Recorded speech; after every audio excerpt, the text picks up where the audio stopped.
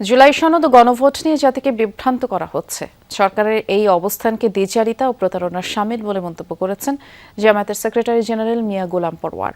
সকালে পঞ্চগড়ে শ্রমিক সমাবেশে যোগ দেওয়ার আগে সৈয়দপুর বিমানবন্দরে সাংবাদিকদের গোলাম পরোয়ার বলেন, সরকার যদি সংসদে দাঁড়িয়ে জুলাই সনদ অক্ষরে অক্ষরে বাস্তবায়নের কথা বলে, তাহলে দেশের বিপুল জনগোষ্ঠীর সমর্থন পাওয়া গণভোটের রায় উপেক্ষা করার সুযোগ নেই।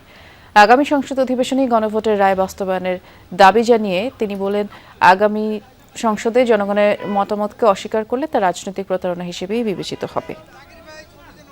প্রেসিডেন্সিয়াল অর্ডারে গণভোটে যে 4টি প্রশ্নের ভিত্তিতে ভোট হয়েছে সেটা কিন্তু উইদাউট নোট অফ ডিসেন্ট, এখানে নোট অফ ডিসেন্ট নাই।